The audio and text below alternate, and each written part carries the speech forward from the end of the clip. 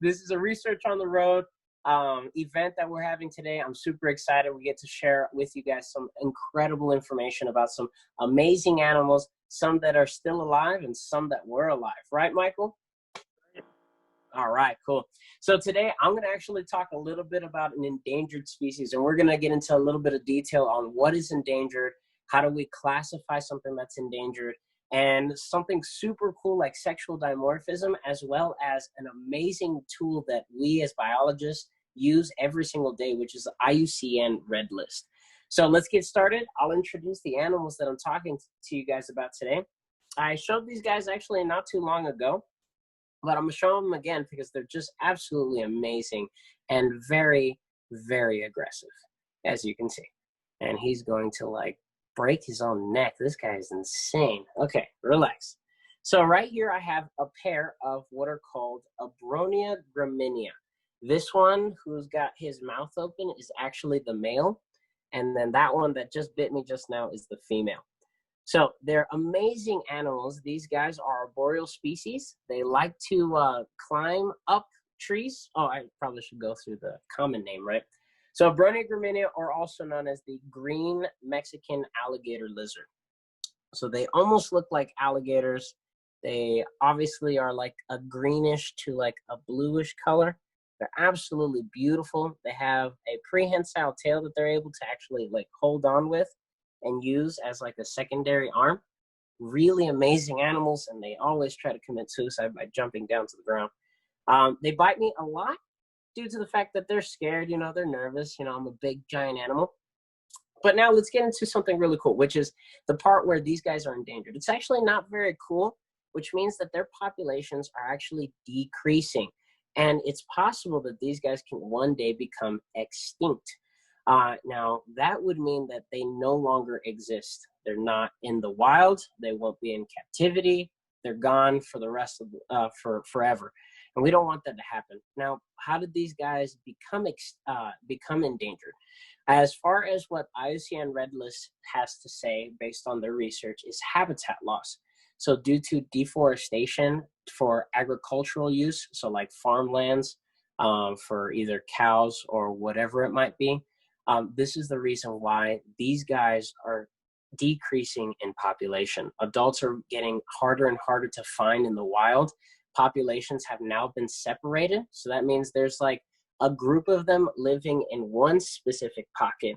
And then there's a whole another group living in another pocket where once they actually used to be connected because of the forest. But now because someone came through and destroyed that forest, they no longer can reach each other.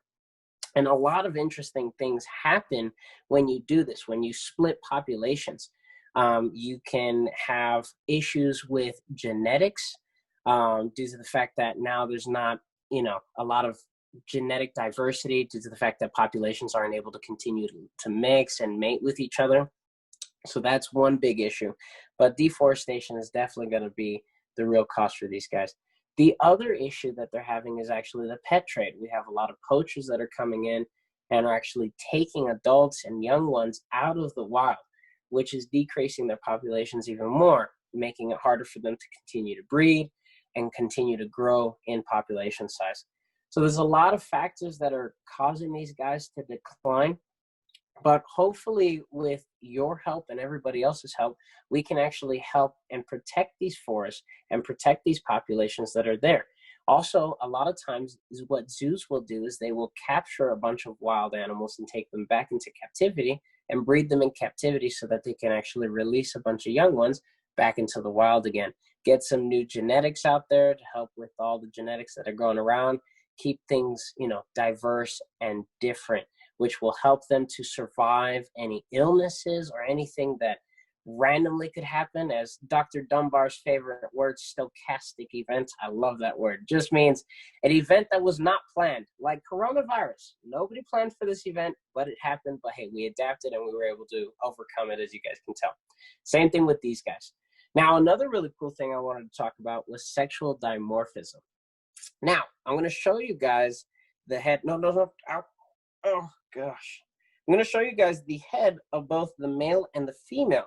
And you're going to see a huge difference in size. And once I can get them to, and here we have the head of the female. And I hope you guys can get a good look. You can actually see there's a huge difference in the size of these two. I don't want them to bite each other, so I'm not going to put them too close, but I'll get them close enough for you guys to see. And a lot of times this happens in nature. We also have a really big difference in color. As you can see, the male is a lot prettier, brighter in terms of color for that green, while the female is a lot duller. So in the wild, and in nature, we actually have what's called sexual dimorphism. You can really see this if I tell you about like a peacock. As you see, the males are really pretty and vibrant and beautiful in color, while the females are really dull and ugly, in all honesty.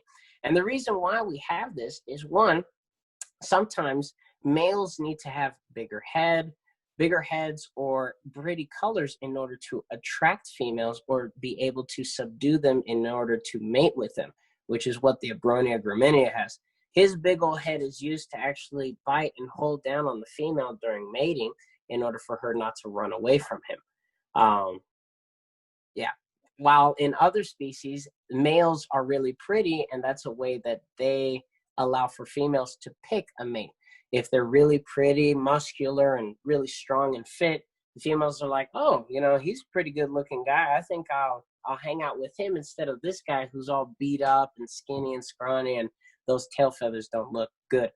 So another incredible adaptation that a lot of these species have and that they utilize in order to overcome challenges and also to help pick mates and also to just be really cool and unique.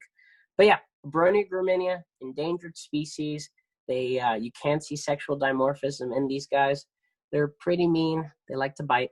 Doesn't hurt though.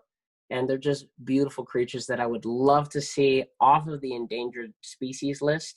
That would be amazing if their populations can come back and we can get their forests back up and running. If you're ever curious about whether or not a species, I don't want you to bite each other, okay, is endangered or protected or is at risk for population decrease, you guys can definitely Google IUCN Red List. They have tons of information on tons of animals that will tell you whether or not they're endangered, where they're from, what's causing population decline, what you can do to help. Incredible tool. Highly recommend you guys take a look at it. But thank you guys so much for your time. I hope you enjoyed it.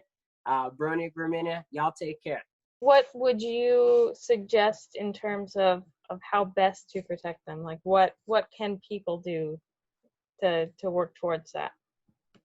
Okay, so there's a lot of different things people can do. Obviously, donating to different groups that are working to protect these individuals or that are putting in time to do research and build information, get information on these animals in order to find out what is the best way to go about protecting these animals. That's obviously one way.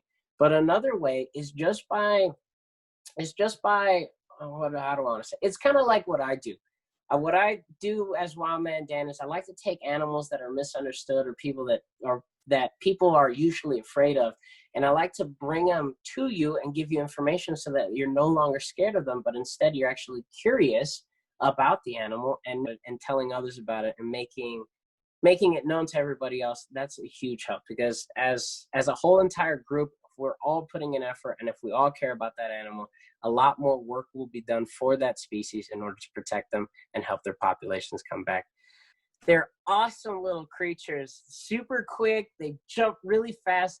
They actually change colors. So that green little guy, once nighttime rolls around, they'll actually turn like a brown to almost black. They have this super cool thing on the bottom of their neck. It's called a dewlap. There's actually, I believe, a little bone that pulls this excess skin, and it's like super colorful and vibrant. You can almost see it actually right there. If there was another anole around and it was like two males, you would definitely see that dewlap come out, and then they start doing push-ups, trying to feel each other out, trying to say, oh, this is my territory, this is my plant, you need to get out of here. So, but they're awesome. I love catching those little guys. They're too much fun to catch. Okay, thank you. Yeah, you're welcome. Any other questions? Anything else, Emily? Uh, Michael? That's all for me. Michael, I think it might be too late for saving your animal, but want to give us your presentation? No. Talking Oh, like yeah. Yeah, I can hear you better now. Okay. All right, I'll just talk this way and not look at the camera. So I'm not avoiding eye contact with anyone. I'm just trying to make sure you can hear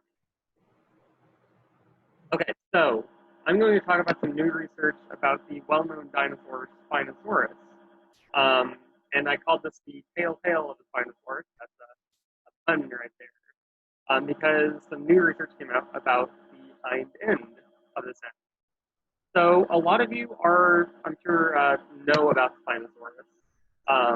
But for those of you who don't, the scientific name is Spinosaurus aegyptiacus, and it was a large theropod dinosaur. That's a bipedal carnivorous animal that lived in the middle of the Cretaceous period in northern Africa, about 100 million years ago or so.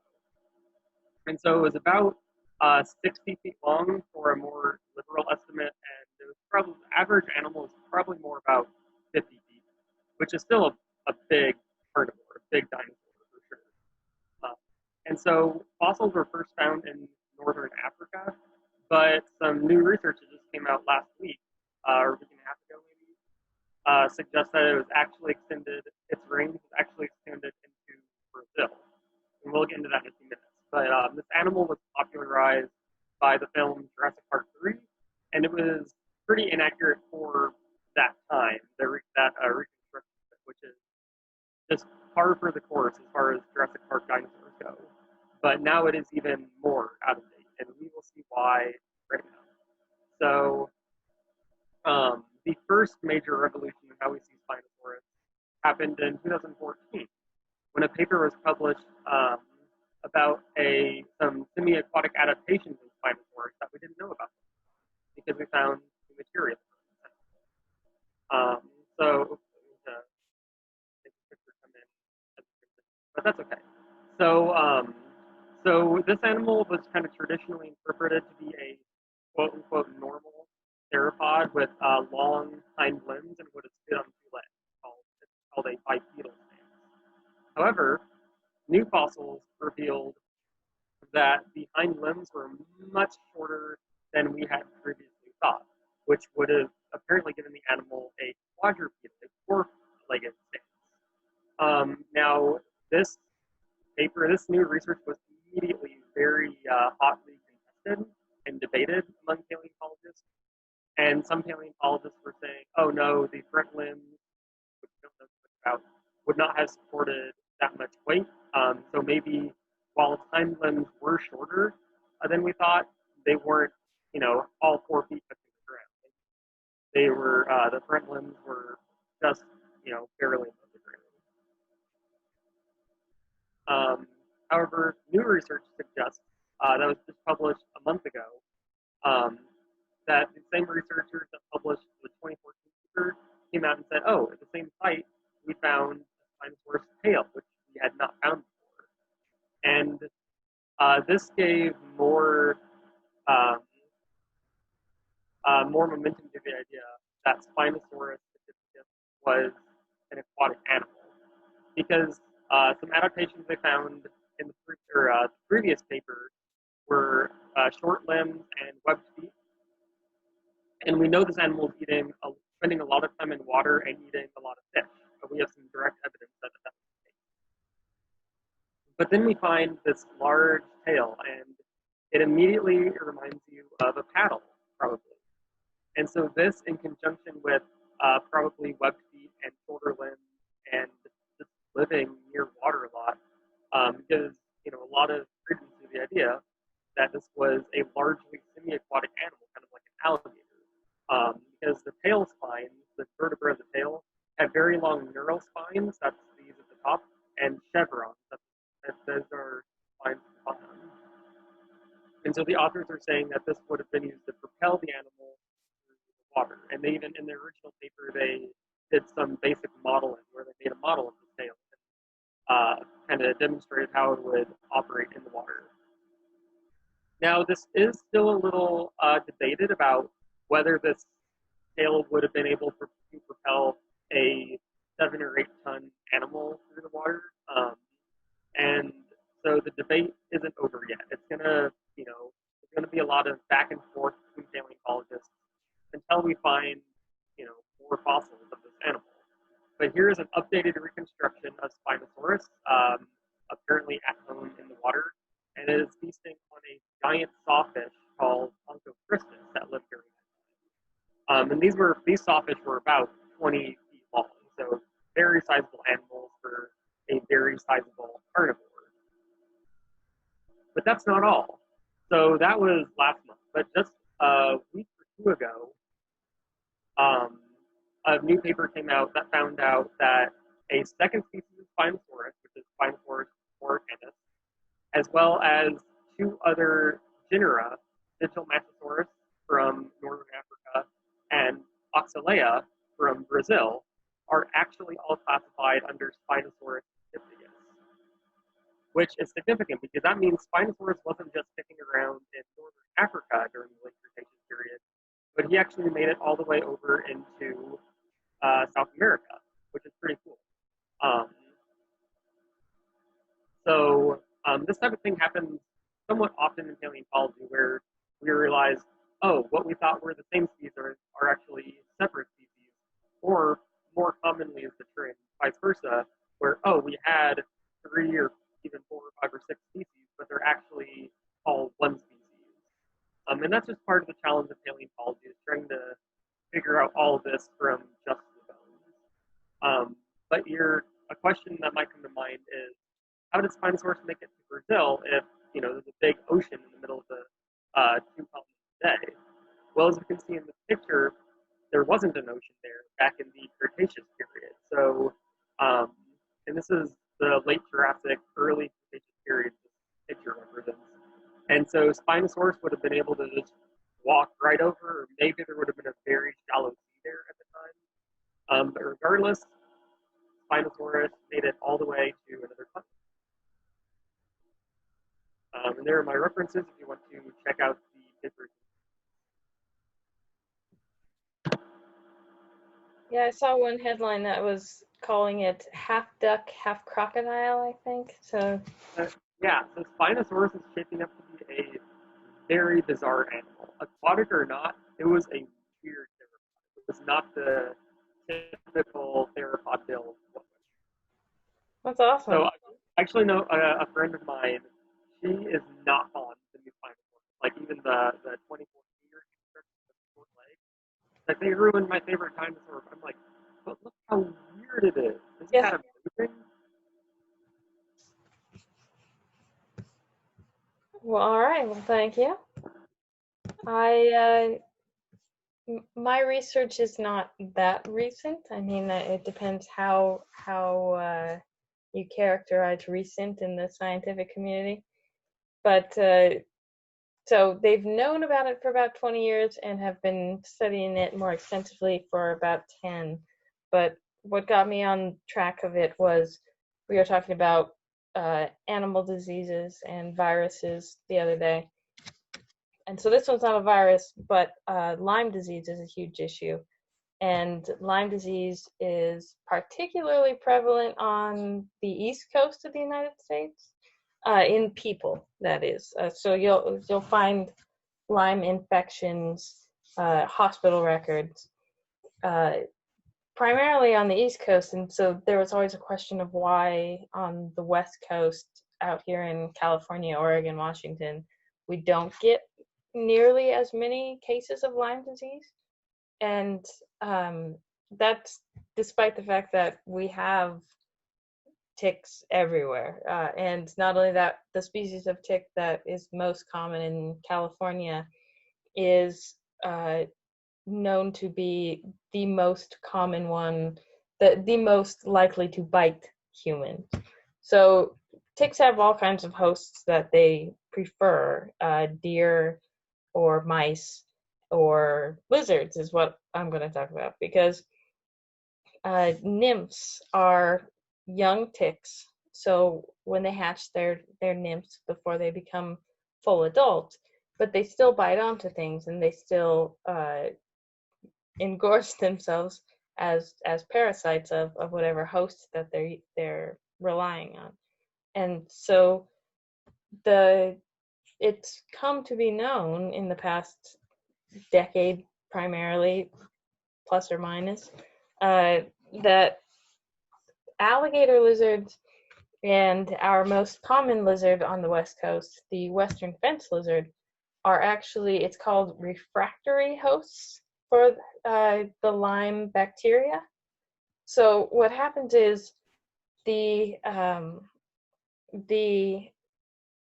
nymphs prefer to bite onto lizards. They like lizards as their hosts, and it's mildly harmful for lizards, of course, because any kind of parasite is kind of a trade-off. It's taking resources from the lizards, but it's helpful for humans or other hosts that the ticks might then move on to, because Lyme disease is carried by ticks. It doesn't affect ticks, but they can transfer it from one host to the next. And the weird thing about Lyme disease and these lizards is that any nymph that bites and latches onto these lizards no longer carries Lyme disease. It no longer is transmissible, even if the nymph is carrying Lyme disease, latches onto a lizard, and then leaves and moves on to another host, it won't carry that Lyme disease with it. And so they're finding that these lizards are extremely helpful for the human population, and the lack of cases of Lyme disease on the West Coast, and it's all thanks to our lizard friends. And so it's I feel like it's not as common knowledge as it should be. I think we should give a little more respect to our local lizards that pretty much running amok. The thing about western fence lizards is that they're okay even in developed areas. So if you're seeing lizards around in cities on the sides of buildings and stuff, there's a very good chance that it's a western fence lizard if you're in California. And second most common, I would say, in the city areas is the alligator lizard. So both of those deserve a bit of kudos and a bit of thanks. So that's what I wanted to discuss. Any question, comments, anything, Daniel, Michael?